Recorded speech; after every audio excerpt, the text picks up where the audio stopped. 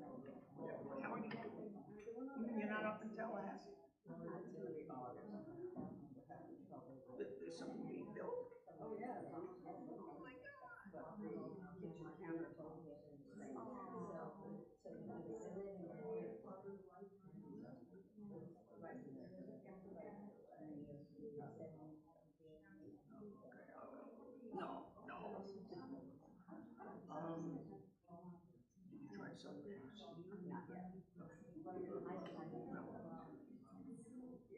Sure. Well, yeah.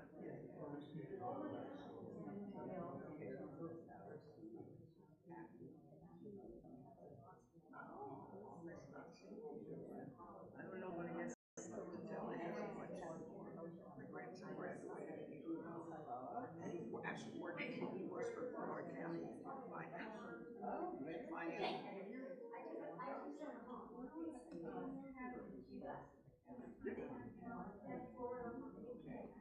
How was he doing? Because I saw him resign and then he came back. Yes. The normal part of his life. Yeah, I think he is.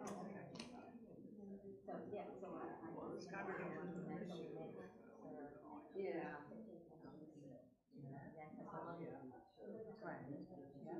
There are some, my friends that used to live there, they moved back to Philadelphia. They used to go to one month.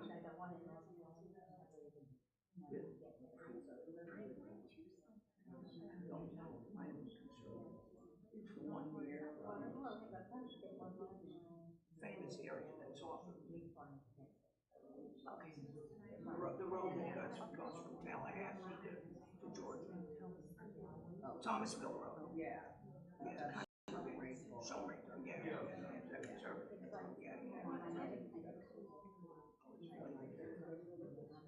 Oh, really?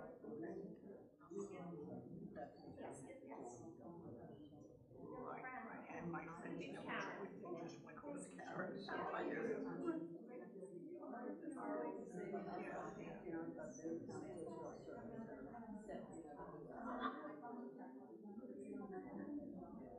They don't do it Friday night.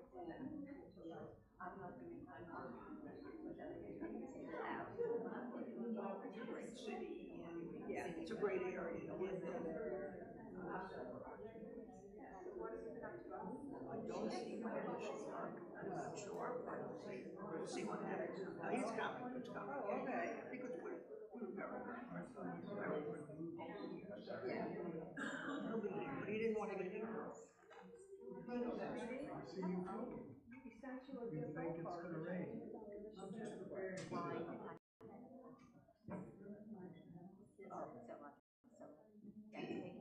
Okay. And my right, thank you. And my eggs, what is? Yeah, that way we know we're live.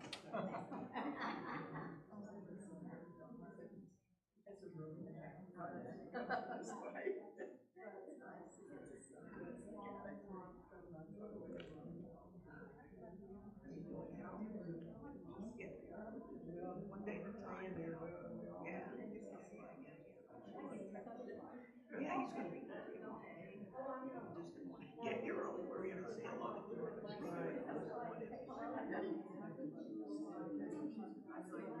Hello, how are you?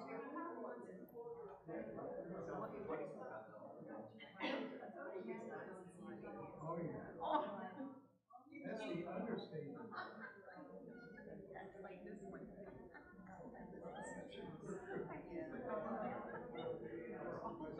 Right. Right. Yeah.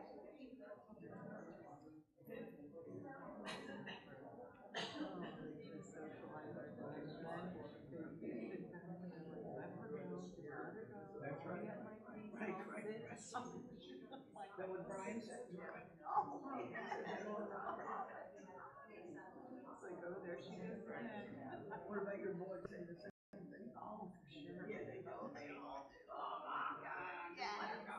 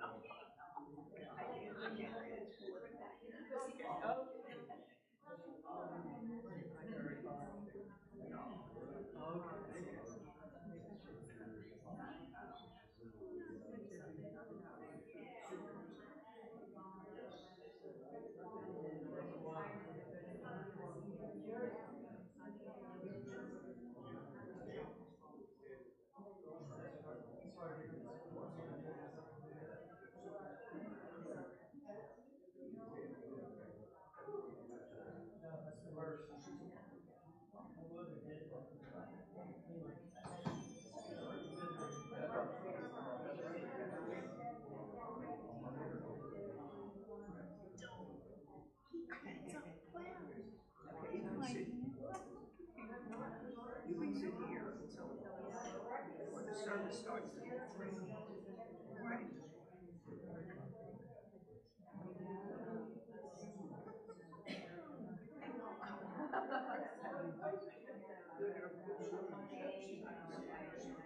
No. That'll be my better excuse. Right, right. So,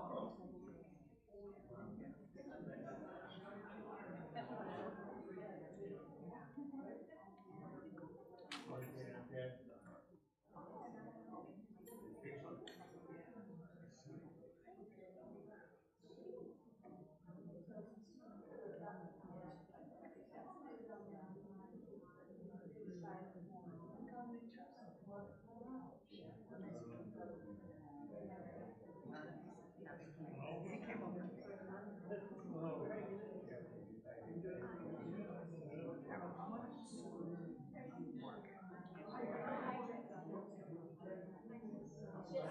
Right, right. There is. Oh, you did?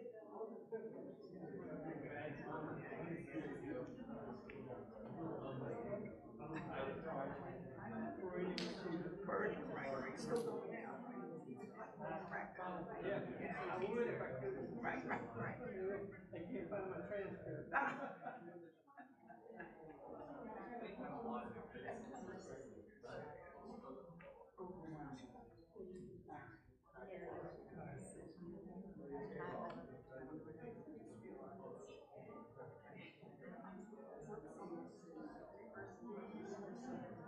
That's true.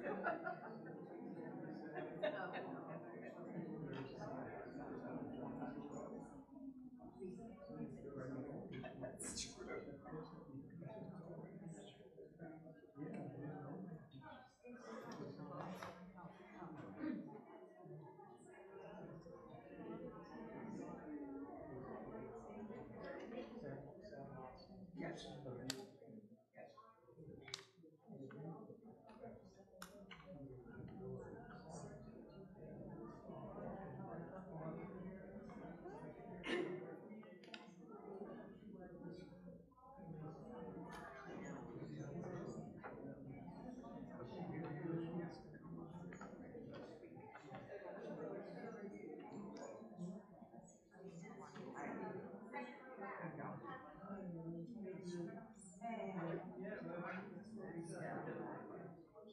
Some of us is not because I don't want them.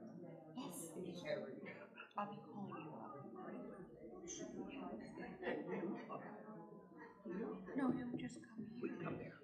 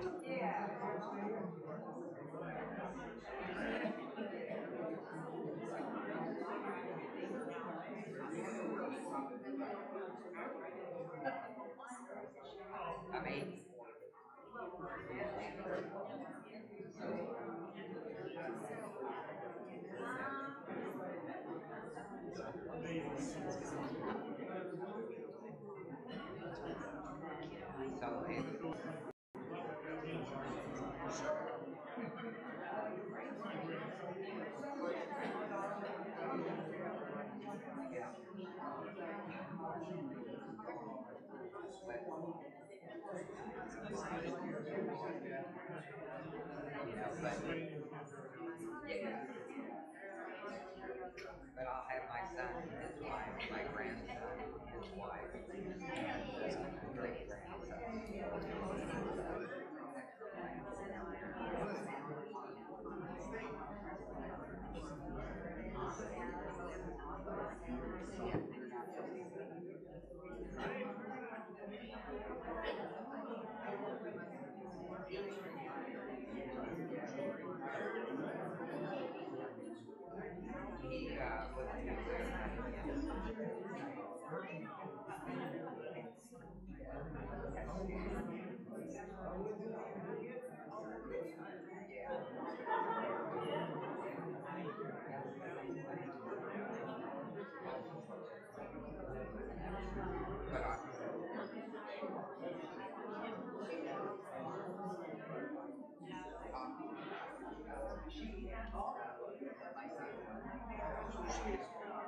yeah, for about a year.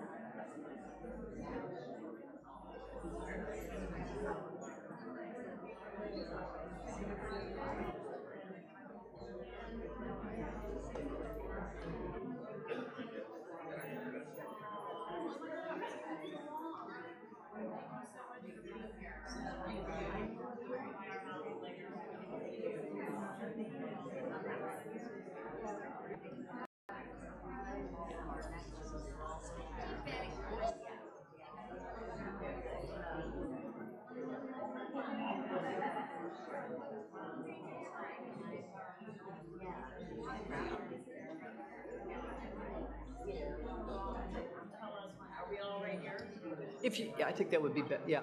Okay, if everyone could take their seats, that would be great. We'll get started.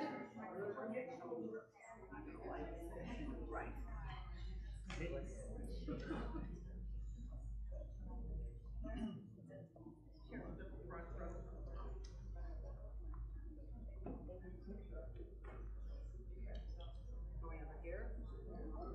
We're gonna sit.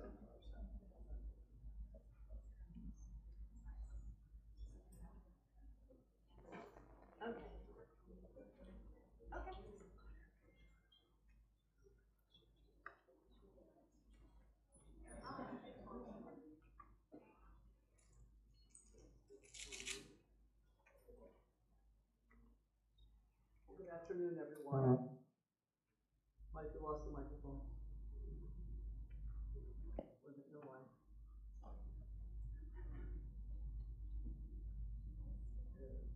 It's dead.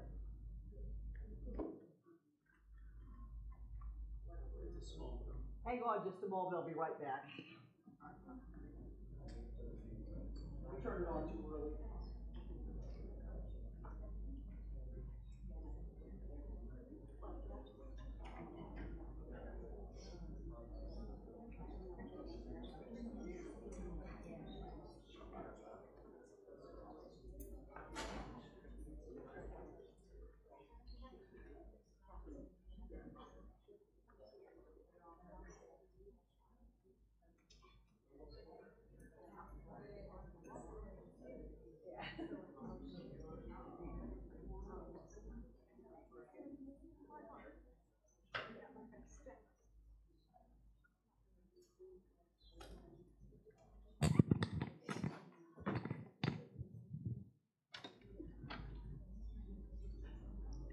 Is this better?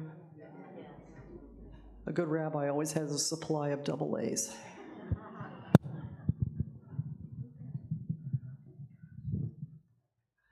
Now let's try it again. There we go. All right, well, good afternoon, everyone. I'm Rabbi Karen Fanwick. I'm the rabbi here at Temple Israel of Brevard, and I am really blessed to join me today in leading this service by Rabbi Emerita, Rabbi Cantor Patricia Hickman, who was two rabbis before me, but anyway, we're good friends, and we're both happy to be here to lead this service as we remember our dear friend Daniel Roberts, who left us sadly this past week. So we're gathering today to say goodbye to Daniel Roberts, husband of Carol, father of Kim, Kathy, and Courtney, grandfather to Gray and Reed, and friend to so many that are sitting here in this sanctuary today. The immediate family gathered this morning for the interment, and we said the Kaddish prayer for Daniel at that time. So that's our prayer that extols the virtues of God, but never mentions death. But we say it at every funeral and every Friday night. So we said that we gathered at the graveside this morning. We said goodbye to Daniel there, and we said the Kaddish prayer for him there. We're going to begin our service with the singing of Psalm 121, S-I-N-I, which is, I lift my eyes to the mountains. From where will my help come? My help comes from Adonai, maker of heaven and earth. Es-I-N-I el heharim, me'ayin yavo hezri. Ezri mehim Adonai, Ose shamayim v'haaretz. And this is an interpretive reading of that particular psalm by Rabbi Karen Kadar.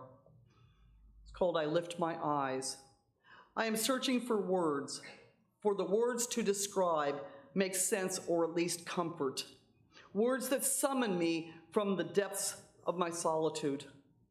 In the night there is darkness, restless attempts to sleep, twisting, turning into the shadows. As I seek a comfortable pose, I bring my knees to my chest, folding my dreams in half. Will that crease ever come out? And in the day there are silent attempts to find hope, twisting, turning toward the light. And as I look for a direction, a path, a way, it is not easy to find the way. And so I lift my eyes to the mountains. Heaven lays her head upon the mountaintops, and I begin to climb. What is the source of my help? I climb and gaze upon vistas, more mountains, more horizons, never-ending moments where heaven meets earth, never-ending possibilities to meet the divine. Excuse me, lift me, carry me, offer me courage. Help me to understand life's sharpest paradox, that to live is tragic, but also wonderful, painful, yet awesome, dark, but also filled with light. I lift my eyes to the summit, and as I climb, I find my help in the turning and twisting it takes to ascend. I have found a path. It is worn and charted by all those who are summoned from solitude. I take their lead. And I know in the most essential way, I am being carried up the mountain. And even now, dear God, even now, I am not alone.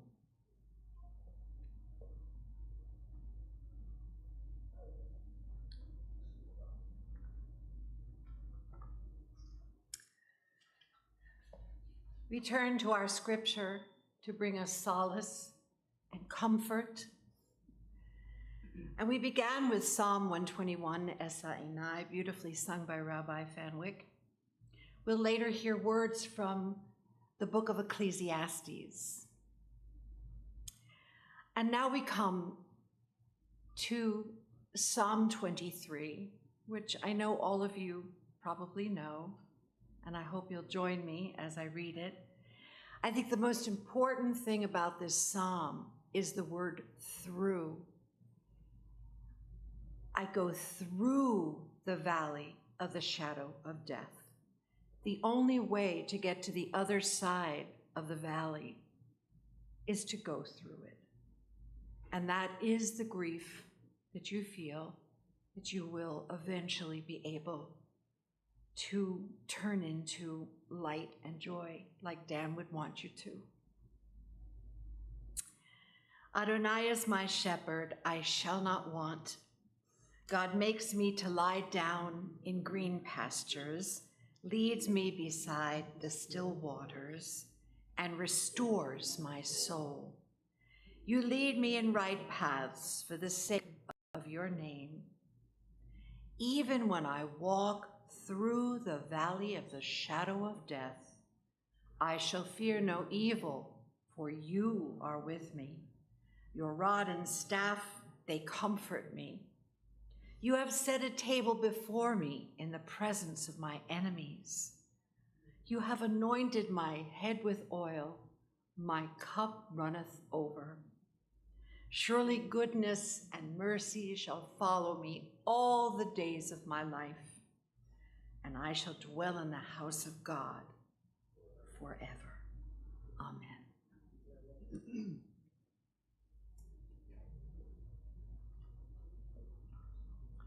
From the book of Ecclesiastes. For everything there is a season, a time for every experience under heaven, a time to be born, and sadly, a time to die, a time to plant and a time to uproot what is planted, a time to tear down and a time to build up, a time to weep, but a time to laugh, a time to grieve and a time to dance, a time to throw stones and a time to gather stones, a time to embrace and a time to refrain from embracing, a time to seek and a time to lose, a time to keep and a time to discard, a time to tear and a time to sow, a time to keep silent and a time to speak. And at this time, we are going to be hearing from several people that would like to say some words to remember the life of Daniel Roberts. We've got several people, and we're going to begin with Rabbi Hickman, who will give us some words, and then she will be announcing speakers. Thank you, Rabbi.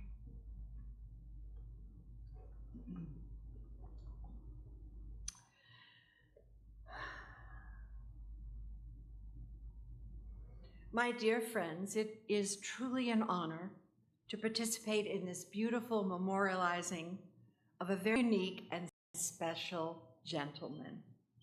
Dear Dan Roberts, I'm truly honored to have served as his rabbi for over 20 years. He was so kind to me, so full of laughter and love. Such a twinkle in his eye, I remember, and a sparkling energy that propelled him forward. With great fondness, I remember the lovely fundraising concerts the Hickman family entertained in the Roberts home, and the beautiful historic postcards. He was a collector, and he gave us 2 of them, these beautiful postcards from Jerusalem. And then eventually this huge collection was donated to the temple.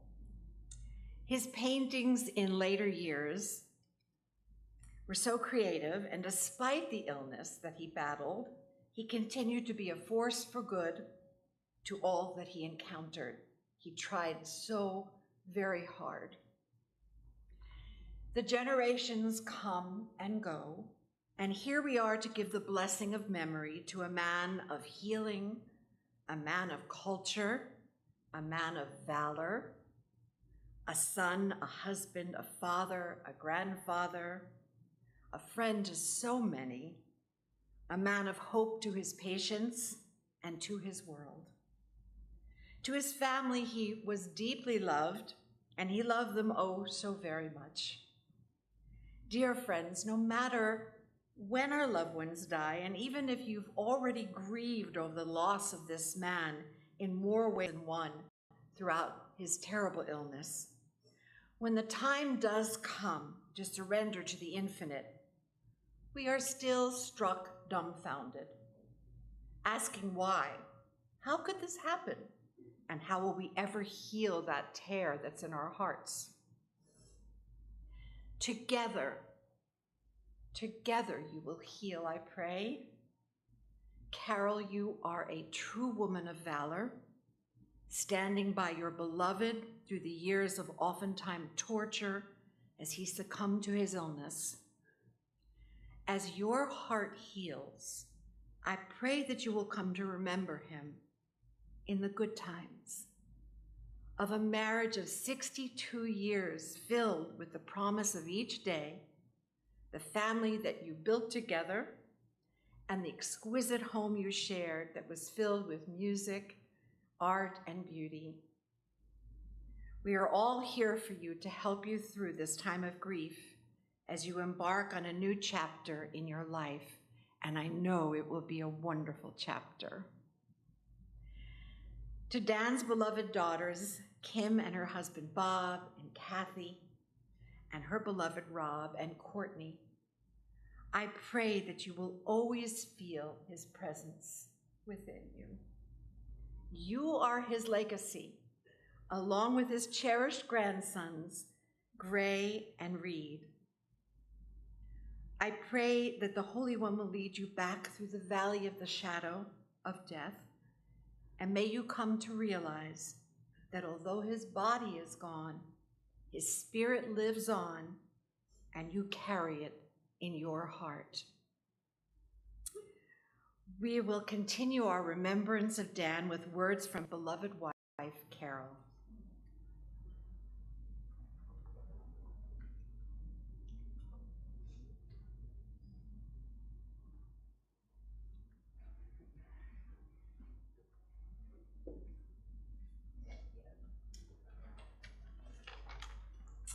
Thank you all for coming so much.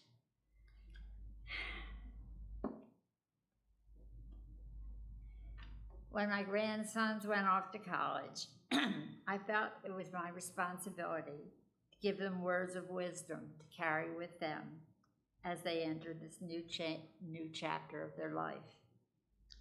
After much thought, I came up with what I thought was the most important advice. Just 2 words: be kind. To the student who was away from home for the first time and was homesick, to the hunched over sweet mate who was up all night pacing because of an important exam the next day, be kind. In this world of chaos, hatred, violence, and prejudices, we need kindness. Dan Roberts, my husband of 62 years, was the kindest person I ever knew. There were many evenings when he would sneak off into another room and make a call to an anxious patient. "Mrs. Jones," he would say, "your biopsy came back negative." He would do this even when he was away from home, usually at a medical convention. Dan's patients loved him. I would often hear people say, "Roberts is great, but if you have a morning appointment, take your lunch." Dan was known for his running late. I will share a little secret with you. We arranged for his headstone yesterday, and we're putting on it, "Sorry you had to wait." Sorry I made you wait. Sorry. Patients would be grumbling going in, but they came out smiling. This would definitely be a problem today. Dan had many interests, including traveling out west, the Grand Canyon, whitewater rafting, collecting everything from canes to stamps and coins and postcards, to name just a few. Dan loved his trip to Israel. He so often spoke of his memory of planting a tree when he arrived there. His favorite memory of Israel was his observation of a man floating on the Dead Sea reading a newspaper. He loved painting, and he eagerly looked forward to his weekly visit with his beloved art teacher, Pearl Alley. Dan adored his grandsons, Gray and Reed, and his sons-in-law, Rob and Bob. The true loves of his life were his three daughters, Kim, Kathy, and Courtney. And he loved me.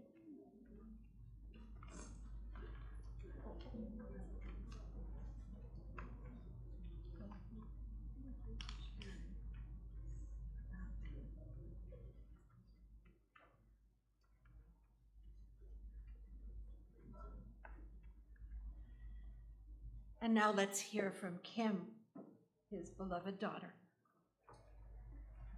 Thank you.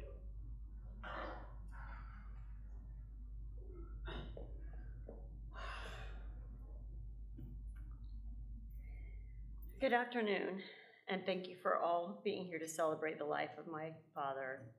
I'm Kim, the eldest daughter, as you heard. It means so much to my family to see many of you here, so many of you here who cared about him, and I'm completely blown away by seeing people from our past and our childhood and caregivers and people that loved my father and people that love me and people that are here that didn't even know my father. So thank you so much. Thank you so much for being here. It would mean a lot to him too. And I really think he would hate to know that this was all happening and he wasn't here. Many years ago, a close friend of mine came back from a couples retreat. The first thing she said to me was, "You're screwed." What? She said, "I learned about this thing, the love languages. There's 5 love languages: words of affirmation, quality time, receiving gifts, physical touch, and acts of service. And your father and your mother gave you all 5. It was true. My dad didn't show just one kind of love, he gave them all. He always told me how much he loved me. When I would come home from college, driving in from Orlando, we'd all be hanging out. He would quietly slip out to fill my car with gas, fill the air with tires.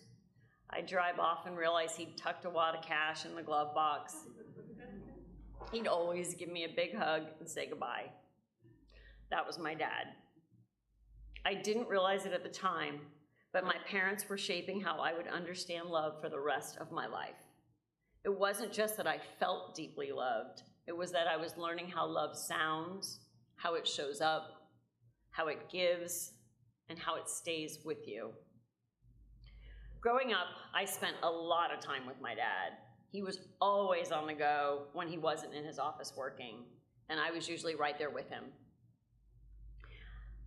I think my mom really just needed me out of the house so she could take care of my younger sisters. She had 3 and 3.5 years. I think she needed a break. So I rode along with my dad to the nursing home, to the pharmacies, where he loved talking to the pharmacist. We'd go to the hospital, we'd go to the sailing supply store, we'd go to the Indian River Yacht Club where he would tinker on his boat what seemed like forever. We'd go over to Orlando and see his parents. When we were there, when he was smoking a pipe, we'd even go to the tobacco store. And as you probably know, and probably where I get it from, he could talk. And talk. And talk. And I, as a young girl, would wait. And wait. And I still have not learned patience. But it was in those moments that I observed how he was with people and what I saw shaped me. He treated everyone with respect, no matter who they were. He took a genuine interest in people and he made them feel seen. He was very generous, always handing out something, usually as samples he would receive. And as a dermatologist, he had lots of little lotions and shampoos, soaps, whatever it was, he'd always carry a wad, and he loved just passing them out. I definitely have memories in the hospital, and he'd pass them out to the nurses, patients, anybody sweeping the floor. He loved it. He really loved that giving, and he loved making people smile. I started working in his office at about age 14. He would take me, so I would leave with him. Once a week, my dad was part of the Early Risers Club. I think it was on Tuesdays, the Kiwanis Early Risers Club that began at 7. From there, we'd go to the hospital and round, where he proudly wore his garage door opener as if it were a beeper, because he didn't need to wear a beeper and he did not want to be left out. And of course, that would make us late to the office. And back at that old office on Beverly Drive, there was only one door in. So we'd cruise through where all the waiting patients were. Not good. He worked really hard. And I worked there for several years and saw how hard he worked. I made the appointments, and there were days he would see over 60 patients a day so that he could fit everybody in, and there was still a waiting list for months. At that time, he would leave the house, as I said, very early. He would not get home until long after 7 or sometimes 8. Family dinners during the week rarely happened. My father did not grow up with much, and I think that shaped his very, very strong work ethic. He not only supported his growing family, he forever supported his parents that lived in Orlando. And we went over there quite often so that my father could help his parents. He was deeply devoted to them until they passed. As one of the few dermatologists, when I was growing up, my father was one of the few dermatologists in Brevard County, and we're actually really honored that the other one is here, Dr. Cronin. But my dad was one of the few. So many people knew my dad. I don't think we went anywhere without somebody stopping by to say hi to Dr. Roberts. They'd say hi, or maybe they'd do a little growl because they were the ones that waited. Most of the times they'd say, hey, can you look at this? And they'd lift their shirt up. That was very common. I have always been proud of my dad, always. I was proud of the way he cared for his patients, his family, his parents. Even near the end, I was very proud of how he treated his caregivers with kindness, respect, and gratitude. Only a few cuss words near the end, but he'd always follow up with, I love you. I was proud to be his daughter from the earliest age and every day of my life. When my dad retired, I saw a very different side of him, a lighter, a more relaxed version of the man I had known. He started painting every week. He volunteered his time. He played his harmonica more often, and he spent nearly every day in the back of his property working among the plants and trees that he loved. At some point, he decided he wanted to learn to ride a motorcycle. That dream quickly ended when it fell on him the first day of the safety class. True story. My dad was a character. He dressed a little differently. He loved bolos, he loved his Indian jewelry, he loved his big belt buckles and his collection of hats. He had his own language full of made-up words. Many of you here may know those words. Some of those words are not appropriate for me to say here. He had a habit of saying things that were not politically correct, but when he said them, people laughed. Things he loved. He loved to laugh. He loved parties. He loved traveling, and he loved going to dermatology meetings. He loved telling stories, especially long stories.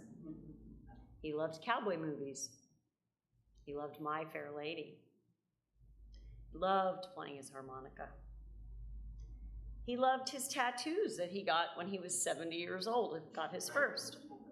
The first he wasn't sure what he wanted to get. He came to visit me in California, and he wasn't sure, but he wanted one. It's a whole story why he wanted one, but he decided on an eagle. And why an eagle? Because it was the sign of leadership, and it also reminded him of the space program. The eagle has landed.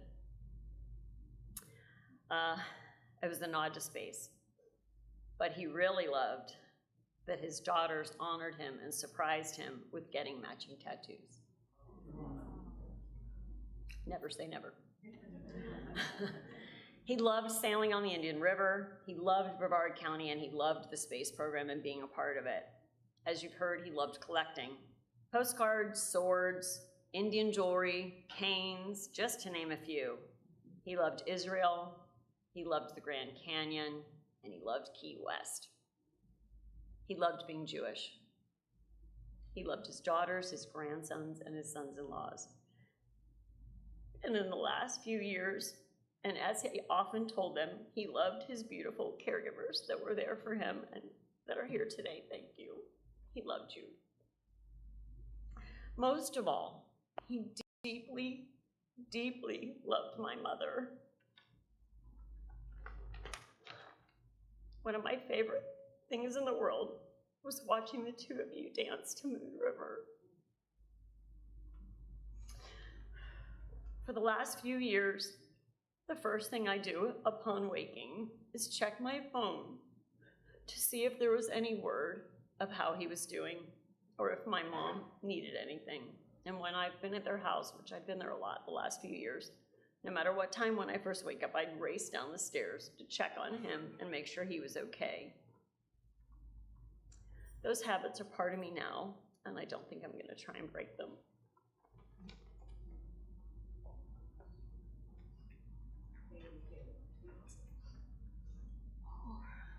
Beautiful picture of a very special man. Thank you so much. And now, Kathy, beautiful daughter, Kathy.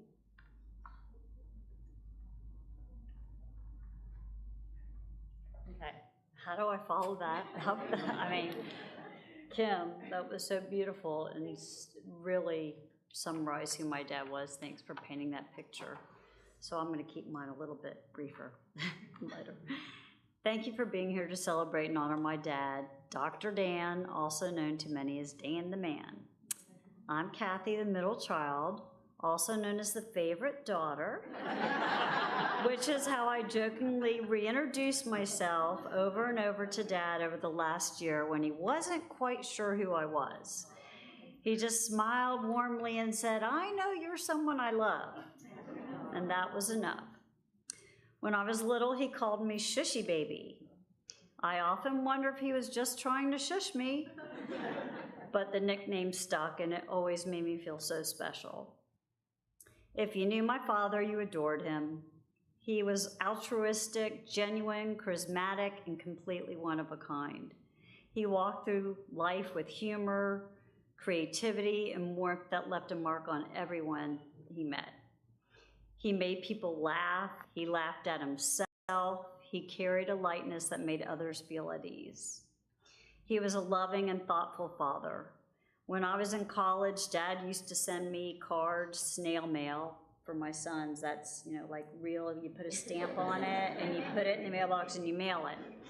He sent a lot of actual letters and cards with clippings of articles he thought I'd find interesting.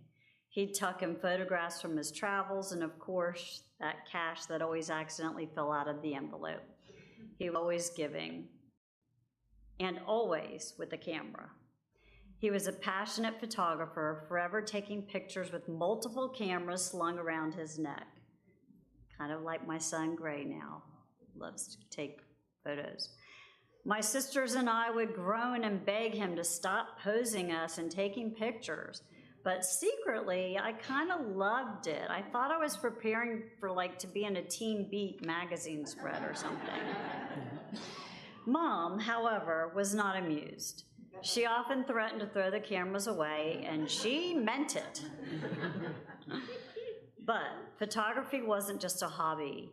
It was part of how he saw the world. He loved color, beauty, light, and composition. He brought that same creativity into his work as a surgeon. I remember him explaining how to make an incision that would leave the least visible scar. It was an art form to him. He cared deeply, and he worked long hours, not out of obligation, but because he truly wanted to help people. Later in life, he poured himself into painting. His early works reflected his travels and places he loved. But when holding a paintbrush became difficult, he started using his hands and fingers. creating expressive, soulful pieces that captured his essence. He loved music too. He played the harmonica with joy, especially patriotic songs, and lit up every time he held that harmonica. He once brought one of his Indian drums into the exam room to soothe the patient before surgery. And I do believe the story goes that Mom was in the other room with her, seeing one of her patients in private practice, and said, "Can you stop that drumming noise? I have a patient in here." Only Dad. And his style, unforgettable. He collected Native American jewelry, wearing rings, bracelets, belt buckles, and his signature bolo ties. He was always proud to be the only one in the room wearing one, and of course, he pulled it off. He loved Native American art, pottery, rugs, drums, pieces that brought meaning and culture into our home. He was adventurous, whitewater rafting, sailing, hiking, especially out west where he could find just the right spot for a photograph. And then the slideshows, back when there were slideshows and the big screen you pulled down, endless slides of his travels. Sometimes he'd sneak in a photo of a skin condition or a surgical case just to gross us out. His sense of humor was legendary. Even when dementia took hold in his later years, we found a new language. We danced, mostly me, sang preschool songs, recited rhymes, and watched My Fair Lady more times than I can count. And I can now recite every line and sing every song. That tenderness extended to my husband, Rob, and our two sons, Gray and Reed. He was a loving, engaged grandfather who followed every detail of their lives. My dad, he even had his own magical language. Words like Rini Kadoosh, Kadaber, Yemenisi, and Mamanini Pizza. Alongside with his favorite Yiddish expressions like Meshugana. His caregivers started using that one too. He loved people. He could strike up a conversation with anyone, anywhere, and have them laughing like old friends within minutes. He believed in connection and in kindness. He chose gifts with care, wrapped them with joy, and gave them with love. His favorite gift? A photo he had taken of a friend or colleague, printed, framed, and hand-delivered just to make someone smile. That was Dad. He lived with heart. He was curious, generous, and unapologetically himself. Whether he held a harmonica, a camera, or a paintbrush, or was just showing off a bolo tie, he brought color and light to the world, and that light lives on in all of us who loved him. I miss him already. Thank you.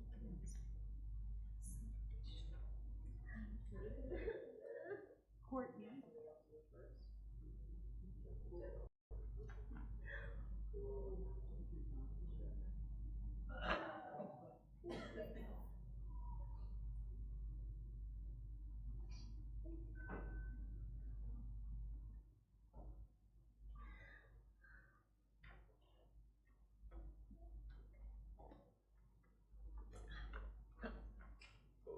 Wow. So beautiful. All of you here, thank you so much. My family's been so amazing. I'm so blessed.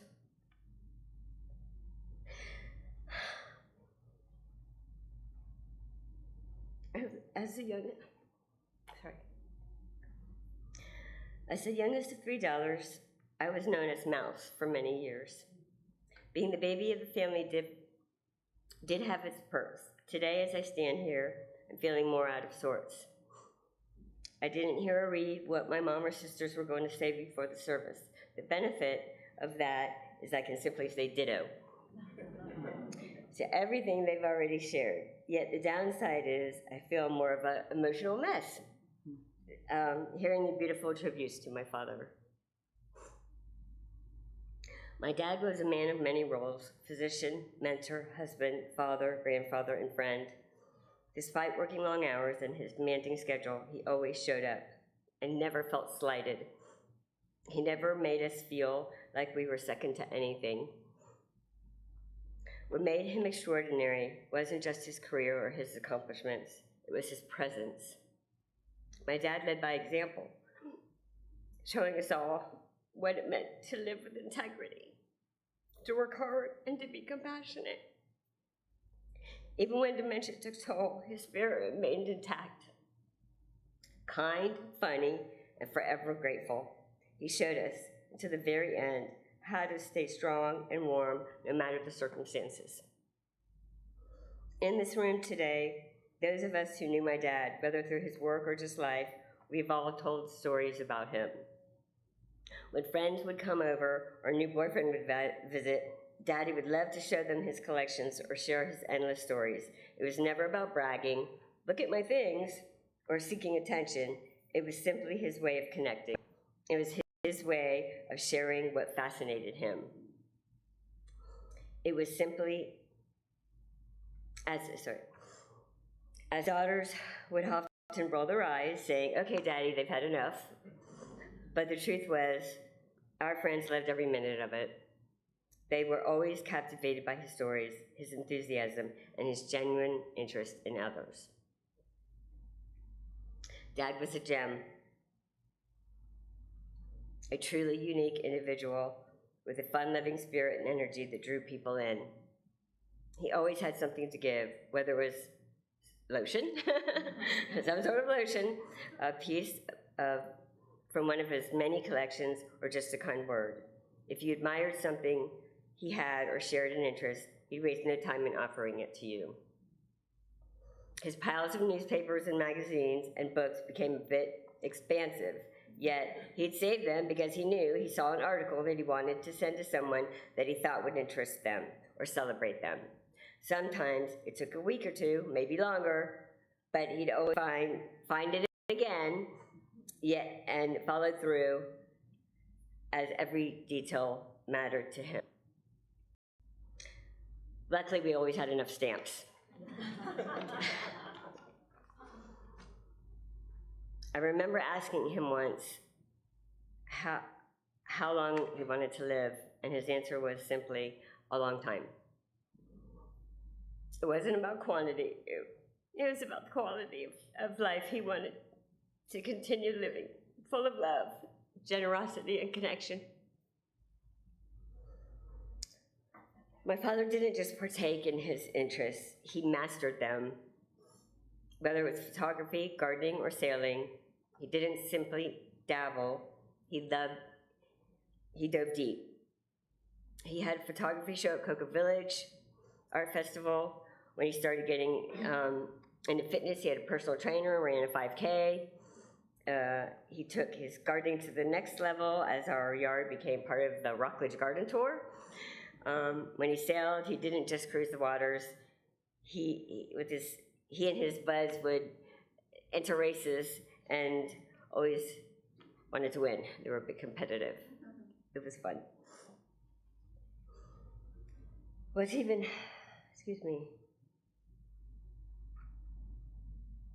even more remarkable is that he shared these passions with each of his daughters. Just to name a few, Kim shared his love for sailing and travel. Kathy connected him through art and photography.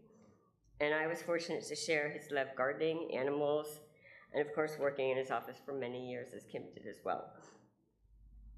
I'm continually amazed by his ability to immerse himself fully in everything he did. And even more so by the way he made each of us feel included, each in our own way. After early retirement due to carpal tunnel syndrome and the numbing of his fingers, my dad didn't stop. He wasn't the type to sit idle or grow bored. Instead, he developed new interests. He spent a few years writing his autobiography, a project I had the pleasure of typing and piecing together.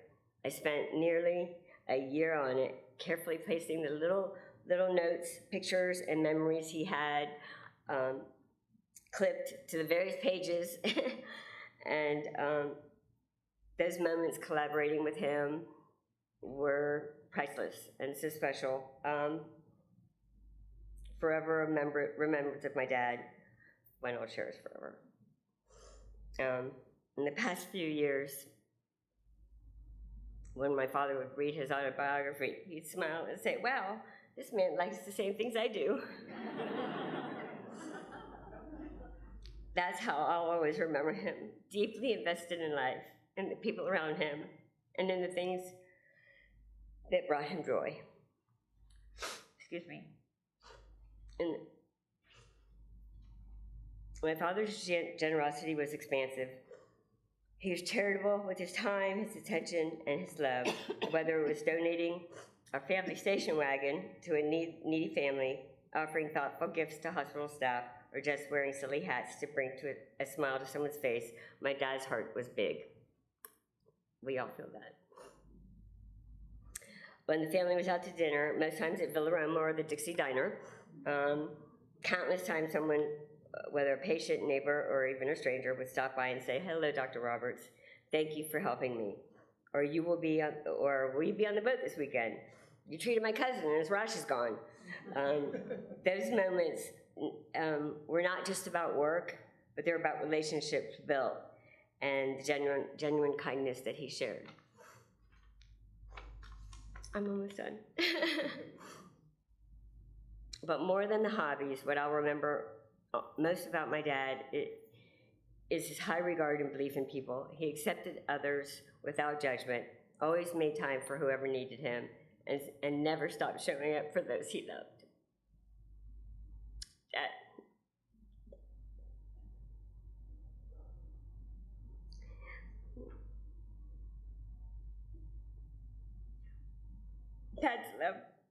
Dad's love from my mom was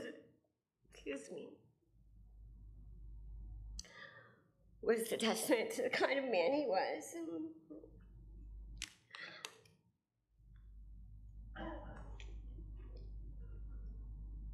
Watching their partnership over the years set their standard for what a loving, supportive relationship should be.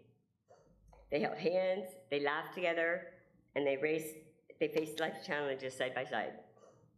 That's the kind of love I always hope to find. A love that lifts you up, cheers you on, and is unwavering through it all. To all my neighbors, friends, and loved ones who never had the chance to meet my dad, I'm often told, "You light up when you talk about him." And it's true. It always lights me up when I talk about him. He was a gift to us all, and his impact is immeasurable. I'm grateful that my dad attained his goals and fulfilled his dreams. I take comfort in knowing my dad lives a full life, and that the final gift he gave us is the love that we share today, the memories, the stories, and the lasting legacy of an extraordinary man. Thank you, Daddy. I love you.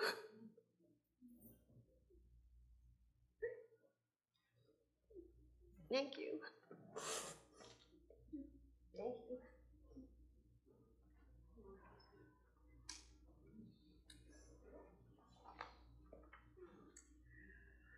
Now we get to hear from a son-in-law, Robert.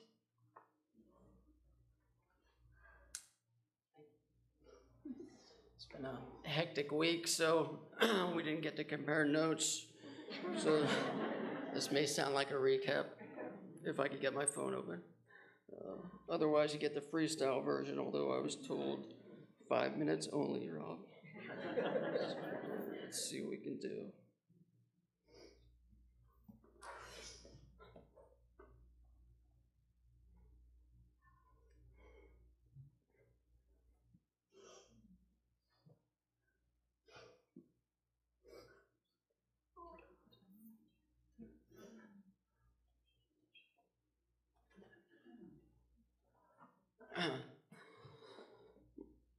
My father-in-law was a lot of things, and today I've heard a lot of the versions, but Dan was a lot more than a beloved husband, father, grandfather, father-in-law, and friend. He was not only a dedicated physician, but a collector, a musician, a gardener, a photographer, and above all, a genuinely good, funny, and kind-hearted man. Dan's passion passion for his work as a physician was legendary. When I first started dating Kathy, came to Rockledge, it would be impossible to go anywhere in town without someone mentioning that they were a patient of Dan.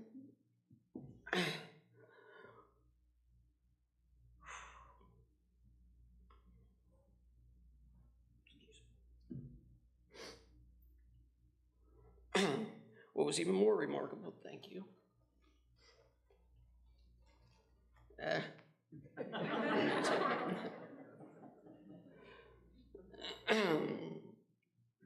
What was even more remarkable was stories that they would tell. Sometimes they were about sitting in the waiting room a long time past their scheduled appointment time. But this wasn't because Dan was efficient. No, this was because Dan believed in giving each patient the time and attention that they needed. He explained to me once that clock didn't matter. What mattered was the person sitting in front of him. Dan was not in a rush. He was focused on the people. And for those who understood that, they were the lucky ones to receive his care, not just as a doctor, but as a human being who truly cared. Those in a hurry that didn't want to wait a bit long after their appointment time missed out. The wait would have been worthwhile. Dan was always a little bit different. He marched to his own drum, both personally and professionally. I remember more than one story about patients sitting nervously in the exam room, only to hear a rhythmic sound of a Native American drum beating outside the door. And that was Dan breaking the tension, bringing humor and humanity, and reminding people that life is more than just appointments and procedures. He made everyone he met feel like they mattered. But he was more than just a doctor. He was a collector, and his passions for things he loved was infectious. Whether it was Southwestern Indian artifacts, military swords, artwork, or postcards, Dan had an eye for beauty and history. He loved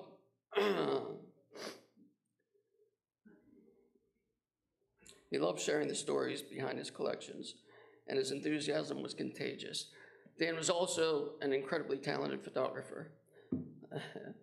Kathy and I always look forward to those photos he'd send of family gatherings or a vacation with Carol, along with the pictures of those beautiful memories we'd sometimes receive, as Kathy mentioned, mixed in between all those pictures, some disturbing close-ups or pre or post skin cancer removals. Whether he meant to do that or not, we'll never know. I'm still not sure about that, but Dan's love for capturing life's moments and all their rawness and beauty was undeniable. Dan was also a sailor at heart.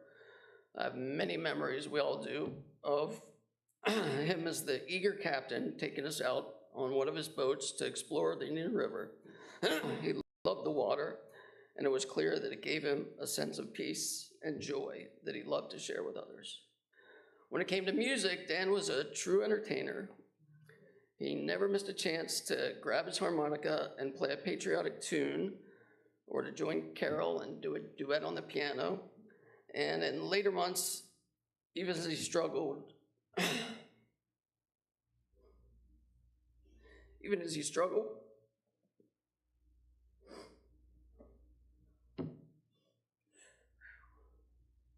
with the ability to speak, if you handed him a harmonica, he'd break out in a perfect rendition,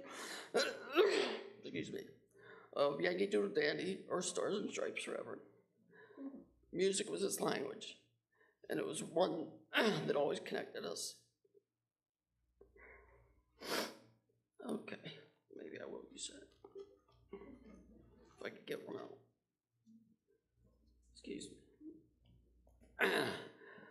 Dan had a unique gift for language too. He was a linguist, and I think I made that word up. And that was probably inspired by Dan himself. For more than 30 years, he taught us all the joy of his made-up words. My favorite was, anybody want to guess? We can't say it. We can show it. All right. I'll be good. always remember the smile, and always smile when I remember Dan with a huge grin on his face shouting out one of his creations to all of us. He had this incredible way of making us laugh and feel lighthearted even in the most difficult times. Wish you were here right now, Dan.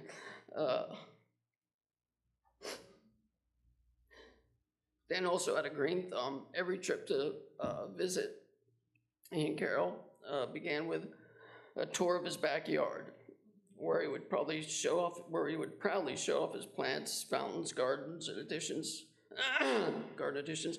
He even opened his backyard to the public, showcasing it in one of his local home garden tours.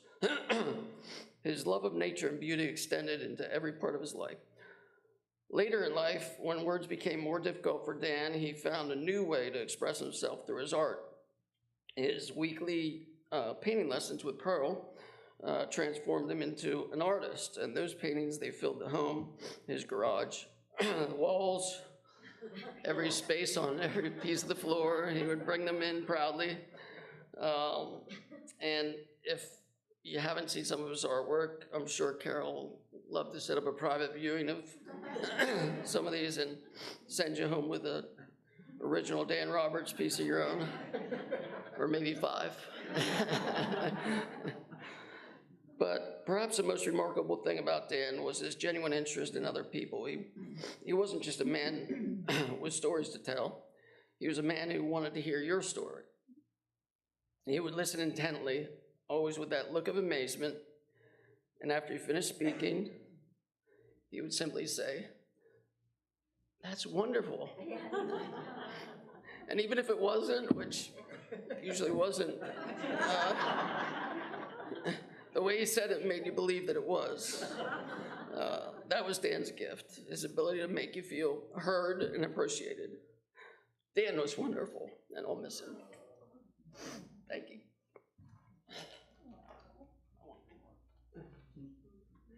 So much love. Whose glasses? Oh, this might be mine.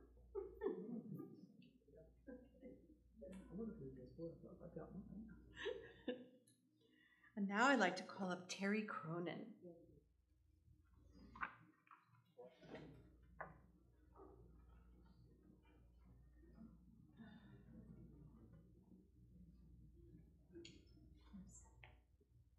Thank you, and thank you for this honor to speak on the passing of your father and husband, our great friend. I want to thank you all for being here today to memorialize this event.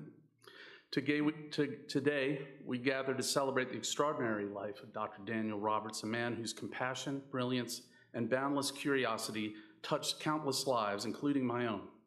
As we honor his 92 years of service, love, and creativity, we are reminded of a legacy that will endure in our hearts and the world he helped shape. I learned to love the Roberts family early in my life because my dad is a dermatologist and Dan was a dermatologist, and they were the only dermatologists in Brevard County. And they were more than colleagues. They were actually pioneers in treatment of skin cancer. And they would go, it seemed like they would go to meetings like every month where they would get their posse together and talk about skin cancer and how they were gonna make a difference in helping patients. And my parents would always drag me and my sister Dee Dee to these meetings, and it wasn't that fun until we met the Roberts girls. And then it became like, oh, we can't wait for the next dermatology meeting because Courtney, Kim, and Kathy will be there. Oh my gosh, we're gonna have a great time. So that's how I learned to love the Roberts family and almost be embraced by them in such a way that I wanted to be like Dr. Roberts. I wanted to be like my dad, and I learned a lot about what they did. Dr. Roberts was a healer in every sense of the word. He was born in Jersey City to Philip and Ida Roberts. He carried the values of hard work and integrity from his early days as an Eagle Scout to his distinguished career as a dermatologist. His journey took him from Mercer University to Bowman Gray School of Medicine, where he honed the skills that would define his life's work. In 1964, alongside his beloved wife Carol, he planted roots in Rockledge, Florida, founding the Brevard Skin and Cancer Center and serving on the staff of Woodstock Hospital for 37 years. His contributions to dermatology earned him accolades as Surgeon of the Year by the Florida Society of Dermatologic Surgeons and Practitioner of the Year by the Florida Society of Dermatology. And I think Rob has those out there in the front there where you can see those important awards. The American Cancer Society and the Kiwanis Club of Rockledge recognized his tireless dedication, naming him Man of the Year for his service to Brevard County. But Uncle Dan was more than his titles and awards. To me, he was a mentor whose belief in my potential changed the course of my life. When I dreamed of medical school, he sought not just ambition, but possibility. His encouragement, wisdom, and quiet confidence gave me the courage to pursue my calling. I know I'm not alone. Countless others were lifted by his generosity, whether through a kind word, a guiding hand, or his unwavering commitment to healing. As many of you know, I went to med school where Uncle Dan went to med school, and I wouldn't have gotten in there without his recommendation and help. To his family, his devoted wife Carol, his daughters Kim, Kathy, and Courtney, and his grandsons Gray and Reed, Dr. Roberts was a rock, a source of love and pride for 62 years of marriage and beyond. His legacy lives in the warmth of your memories and the values he's instilled in you. As we say goodbye, we do so with gratitude for a life so well lived. Dr. Roberts taught us to heal with compassion, to create with passion, and to live with purpose. In his honor, let us carry forward his light through acts of kindness, moments of creativity, and a commitment to making the world a better place. Thank you.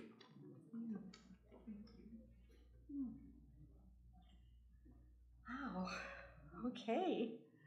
Gail Ellis, dear friend.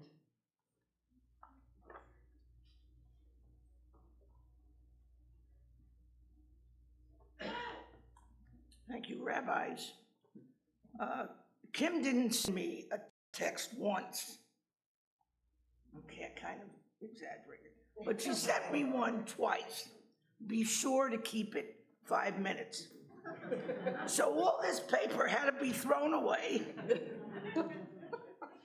And it should be 5 minutes, or maybe if I speak fast, less. But Dan and Carol Roberts have become a piece of our lives for more than 30 years. And Dan took us in as a piece of his life instantly. His joy in sharing his home and life with Richard, a Pennsylvania coal region man, but a Penn State fan, okay? And me, a Brooklyn-born gal who had to become a Penn State fan, coming all to Florida and meeting with the Roberts. Dan had a way of bringing you to become sort of part of his life and part of his family, including all of his family, his daughters, not as much his grandsons, but that time will come as well. And before long, we began sharing our common ground of stuff. Now, you know what that word means. Stuff becomes stuff and stories of what he collects, and yes, what we collect. And this brought us out sharing many things in common. So coming to the Roberts house often meant we would bring some stuff and share some stories and talk about it with each other. And if Dan was going to a postcard or a belt buckle or any kind of memorabilia show, Dan found out that I was his cup of tea. And what about the times that Dan and I saw stuff, some more stuff, that we could not live without? I would say, Dan, we have to tell Carol and Richard. We have to tell them about this stuff that we're about to buy. Dan would say, don't worry about it. But Dan, what about telling Kim and Kathy and Courtney and my daughter too? After all, they may have to deal with that stuff someday. And guess what Dan would say? Dr. Dan would say to me, we won't worry about that stuff either. After all, he said, it's only stuff. Did I forget to tell you about dinner with Dan and Carol? It didn't matter at all if it was Longhorn Steakhouse or Bonefish Grill or Ruby Tuesdays, and it could have even included McDonald's. But Carol said, not until they have wine on their menu. So one of our favorites, though, was Ruby Tuesdays, and by the way, it is still open. The one right near you, still open. So we'll do that one time. Where Dan had more fun going to the salad bar and filling his plate to the absolute maximum. He had more fun doing that than eating dinner. And guess what as well? At most places we would have dinner, someone would often walk over to the table, a friend, a patient, a coworker, someone even in the medical field, and they would come to our tables and they would say, "Hi, Dr. Dan." And Dan always spoke to them as if he had seen them yesterday. They were welcome and warm within his time. Dr. Dan set a framework for any person we would all like to be. He would know how to care for people, whether they be patients or not. He would have the warmth and the love to all people, to everybody in this room. We will all miss him and think and say to ourselves that knowing Dr. Dan has added to all of our lives.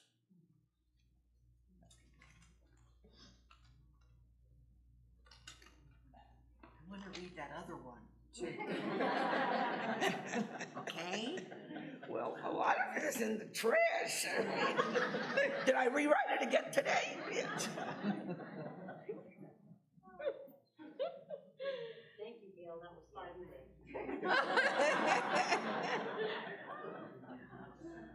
And we'd like to finally call Pearl Ollie up, who painted with Dad and played the harmonica.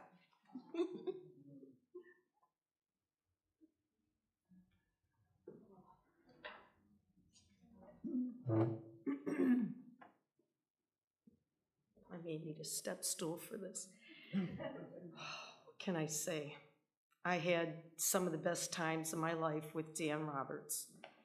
He and Carol both have given me so much joy to be able, and an honor to be here today to speak about Dan.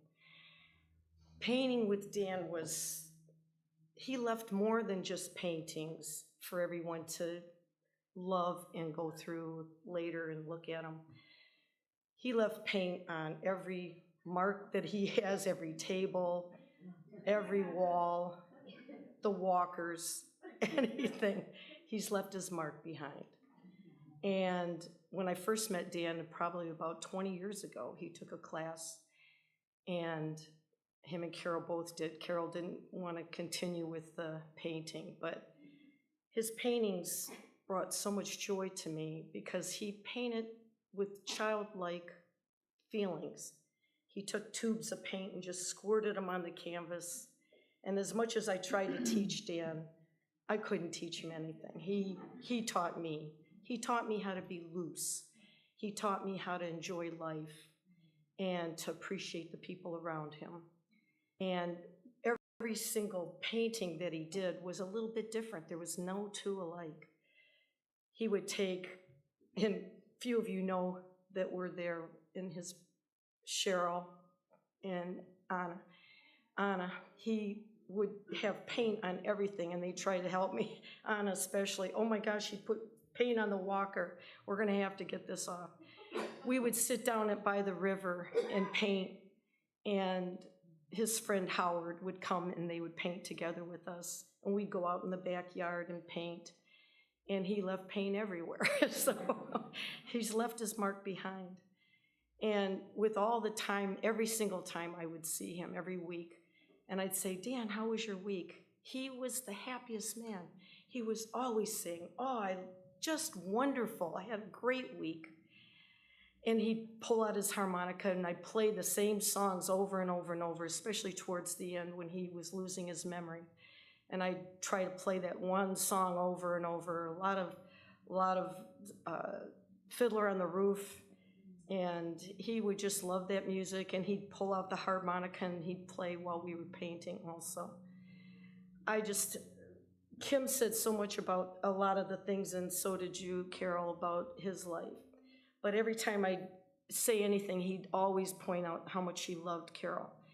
And at one point he said, I'll do whatever she tells me to do. My wife is so intelligent. She's a genius.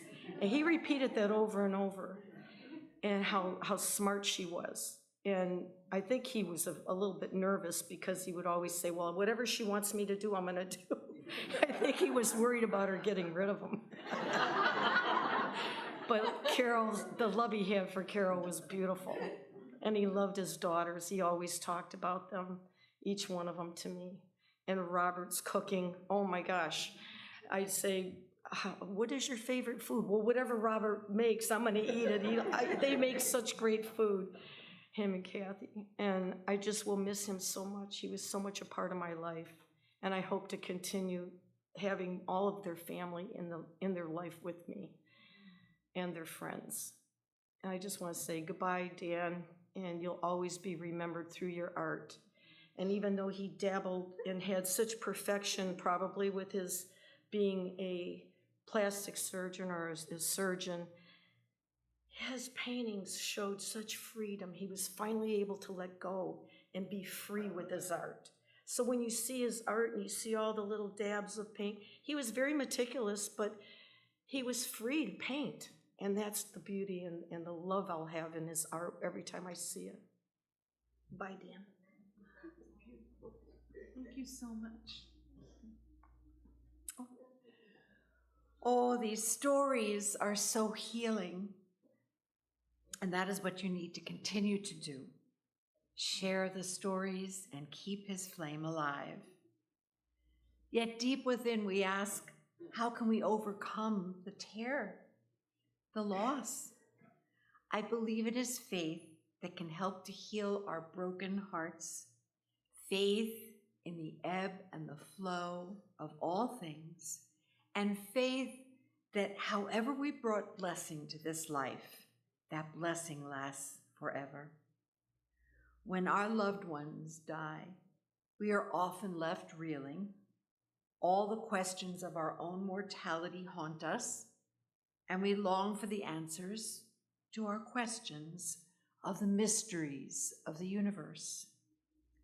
It is a time of deep reflection as we work our way through the loss and tear in our hearts. My prayer for all of you is that Dan's memory will come to be a blessing for you, that will sustain you throughout your journey, and that the God of healing bring you comfort and peace. Dan Roberts' life was a gift. May his memory be a blessing. Amen.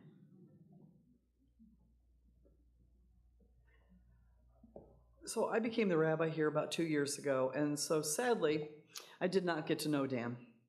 That by the time I arrived here, he really was really caught up into the throes of his disease. So I came over to see Carol, but was really unable to talk with Dan, which was really, really sad. But as I was sitting here thinking about his painting, all I could think of was, last night I made a challah, which is a braided bread for our Pride Shabbat for tomorrow night. And it involves separating out strands or pieces of the dough and then mixing food coloring in with them. And last night was probably not the best night to do that, because by the time I went to bed, my hands were stained with blue and orange and red and green, and I thought, how am I going to get this off before tomorrow? But I did. They're clean. But maybe he would have appreciated the color in my hands and the creativity of my challah, which Doesn't look all that great, but anyway, it does taste really good, so that's all I care about. I was also thinking about his playing the harmonica, and I thought, what a great gig we would have had with me on the guitar and him on the harmonica on a Friday night. Wouldn't that have been an amazing thing? But I think our world is just a little bit less bright today because Dan Roberts has left us. And what I'd like for you to do is just take a moment to think of a story about Dr. Dan, one that brings a smile to your face. Maybe a tear to your eye, but preferably a smile to your face as we think about him and think about what he has left behind. Take just a moment to do that.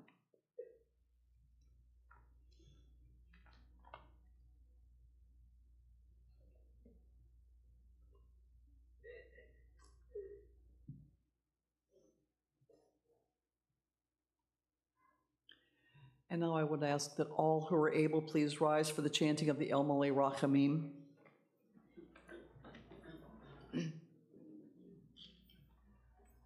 El Malay Rachamim, Shochen Bamramim, Matzei Menucha Nechona, Tachach Anfei HaShekinah, Im Kedoshim, Utorim kazahar harakia mazhirim et nishmat todos ben Philip Ida, shahalach la'olahamo bal harachamim yasti rehu b'seiter kanafav le'olamim v'yitzror b'tzror hakayim et nishmato Adonai hu nakalato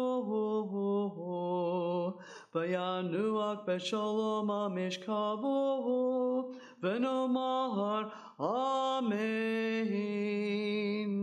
O God, full of compassion, eternal Spirit of the universe, grant perfect rest under the wings of your presence to our loved one who has entered eternity. God of mercy, let him find refuge forever in the shadow of your wings, and let his soul be bound up in the bond of eternal life. The eternal God is his inheritance. May he rest in peace. And let us say, Amen. You may be seated. And now Rabbi Hickman and I are going to do a poem by Rabbi Alvin Fine called Birth is a Beginning and Death a Destination.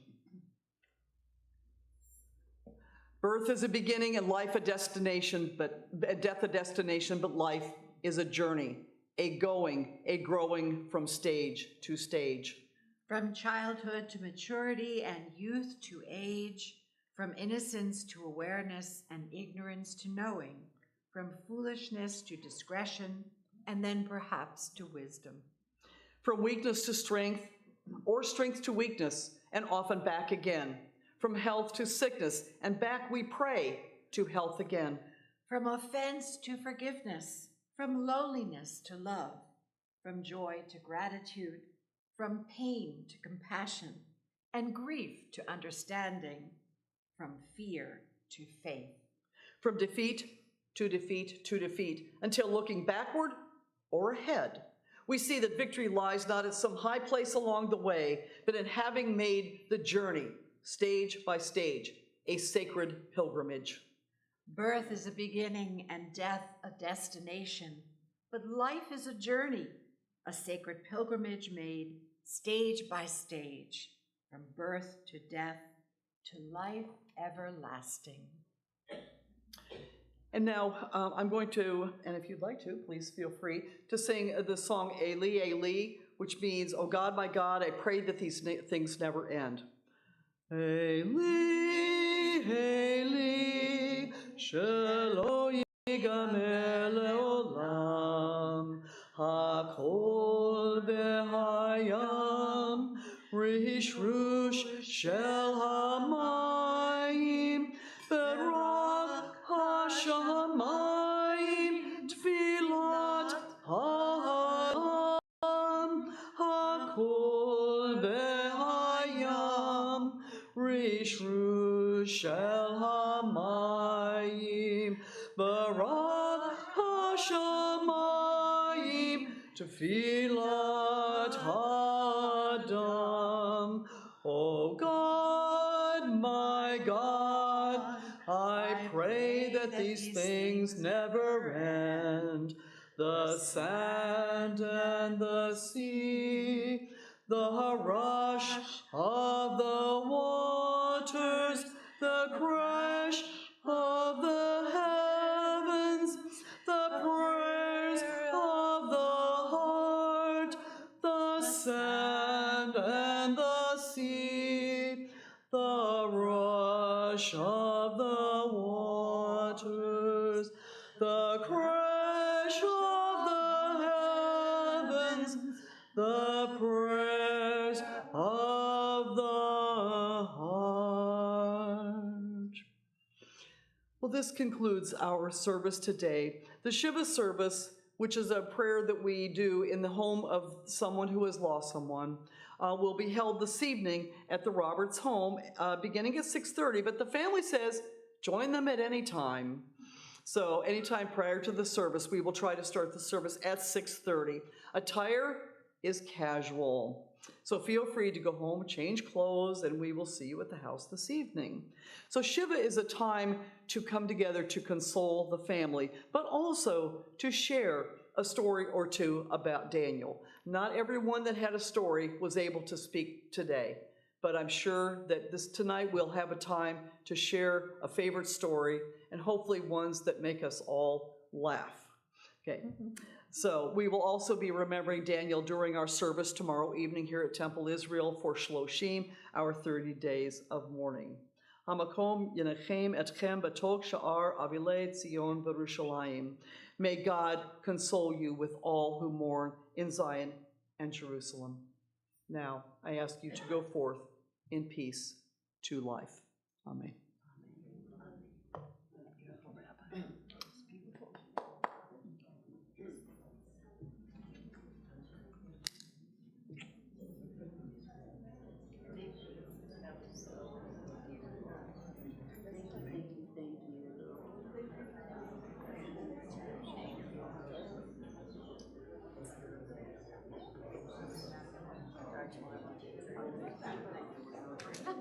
I wasn't timing, it was about 8.